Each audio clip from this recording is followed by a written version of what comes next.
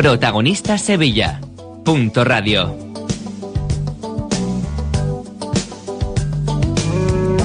Como todo martes tenemos una cita con el Colegio Oficial de Dentistas para conocer mejor su función como institución y para darnos consejos para que nuestra boca esté lo más saludable posible.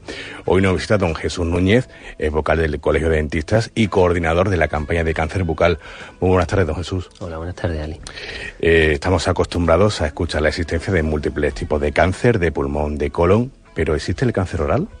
Pues parece una obviedad, pero existe el cáncer de boca.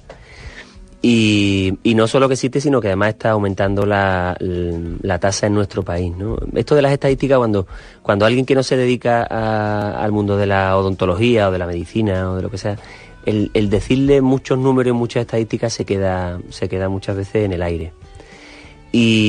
Pero por dar un dato claro y científico, con estudios serios desde el año 94 hasta ahora mismo, que son cuando se han hecho estudios más serios en España, aunque sí es verdad que hay mucha discrepancia en cuanto a la localización de los puntos calientes que llamamos nosotros de cáncer oral, ha pasado de un 1,7 casos por cada 100.000 habitantes a en torno a 5,2, es decir, a casi 5 por cada 100.000 habitantes. Era una enfermedad típica, muy típica del hombre, con un determinado perfil sociocultural, que siquiera la podríamos hablar, y ese mito también se ha quitado. Es decir, ahora ya prácticamente casi en nuestra comunidad está muy cercana la cantidad de mujeres que sufren cáncer oral con respecto al hombre, que era un cáncer típico de hombre, y aquello ya de una enfermedad de viejos y de un perfil sociocultural se ha perdido. Así que existe el cáncer oral, desgraciadamente. ¿Y cómo se puede detectar? Pues la detección, curiosamente, el cáncer oral se ha visto, y eso sí existe en estudios científicos claros, que los screening programados, vamos a ver, los screening programados, para que nos lo escuche, por ejemplo, es la campaña del cáncer de mama, ¿no? Entonces, los ginecólogos hacen una campaña y dicen, bueno, pues usted obsérvese, una serie de movimientos en el espejo, ¿no? Cualquier señora seguro que lo ha visto. Entonces, ese tipo de screening se ha visto que no son efectivos, es decir, que por muchas campañas de screening que se hagan, no se detectan antes el cáncer oral, que es el kit de la cuestión. Es decir, el kit de la cuestión para aumentar la supervivencia y para que no haya una cirugía aberrante es detectarlo lo antes posible. Y la detección lo antes posible, la única manera es con el screening que se llama, esto es una traducción mala del inglés, el screening ocasional. El screening ocasional es la visita al dentista. Y sobre todo, el dejarse influir por las opiniones del dentista. Es decir, muchas veces solo vemos al dentista como el que me arregla los dientes, me hace la limpieza, le tengo pánico y me voy.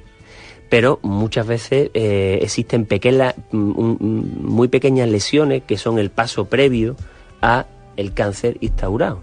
Entonces tenemos una prueba muy definitoria, que es la biopsia, donde se coge una pequeña cantidad de eso que todavía no es cáncer, pero que puede ser cáncer, se analiza y nos dice con muchísima seguridad si aquello se va a malignizar o está a punto de malignizarse. Así un poco como anécdota, os diría que si pueden visitar, hay un testimonio brutal de Mayra Gómez Ken, la presentadora, mítica presentadora, perdón, del 1, 2, 3. Exactamente, pues la presentadora, esta señora tuvo cáncer de boca y fue el dentista quien se lo detectó con una biopsia a tiempo. Sufrió una cirugía grave, porque además que la operó era un amigo mío de Madrid, sufrió una cirugía grave y entonces ella tiene colgado en una página nuestra del Consejo, que es canceroral.es, un vídeo que ella grabó personalmente diciendo cómo ella se negaba a que le hicieran una biopsia y que bueno, que el dentista se emperró, le hizo la biopsia y al final y es un testimonio brutal como una persona puede estar al borde, ¿no?, de negarse a hacerse una prueba y le salvó la vida. Precisamente ella acaba así, ella acaba diciendo que, pues, una frase un poco así, ¿no?, pero dice que mi dentista me salvó la vida. En realidad el dentista lo que se puso pesado y le dijo que tenía que hacerse esa prueba. ¿Y cómo se puede prevenir? Pues se puede prevenir, yo diría que en dos campos importantes, ¿no? O sea, vamos a ver, en la prevención primaria, ¿no? Digamos, pues cómo se previenen todos los cánceres, ¿no? Pues comiendo muchos vegetales, dieta sana, en fin, todas esas cosas que nosotros sabemos. Pero estrictamente en el cáncer de boca yo diría que hay 4 cosas importantísimas. Uno, la asociación tabaco y alcohol. ¿vale? Que si los oyentes que nos están escuchando dejan de fumar y de beber porque me lo escuchen a mí sería un milagro, pero mejor que mejor. Exactamente, la asociación de tabaco y alcohol que está detrás de muchos cánceres. Pero después hay dos cosas muy importantes que son muy fácilmente detectables y fácilmente solucionables, que sería la mala higiene oral. La mala higiene oral, Andalucía tiene algunos niveles desastrosos de higiene. Y por otro lado, algún tipo de lesión o algún tipo de arista o algún tipo de prótesis que haga un trauma continuado sobre la mucosa. Entonces ese trauma continuado puede favorecer a la instauración de una lesión que después sea un cáncer. Luego, tabaco y alcohol, bien, pero también mala higiene y algún factor irritante que produzca una lesión en la mucosa, en la encía. Dentro de las personas que fuman, ¿es lo mismo fumar un cigarrillo que en pipa? Fumar un cigarrillo que en pipa, vamos, estrictamente no. Sí es cierto que España tradicionalmente no es un país fumador de pipa, pero curiosamente el cáncer que está detrás del tabaco de pipa es el cáncer de labio, se asocia más al labio, por el efecto, por el calor que la pipa hace sobre el labio. Entonces un cáncer típico que se da en la comisura del labio, muy típico. Curiosamente, ese tipo de cáncer, esos cánceres están mucho más relacionados con países centroeuropeos que donde se fuma en pipa en Europa. Pero curiosamente ese cáncer de labio en España se da muchísimo por el sol. Es decir, por las personas que trabajan en el campo, que no utilizan.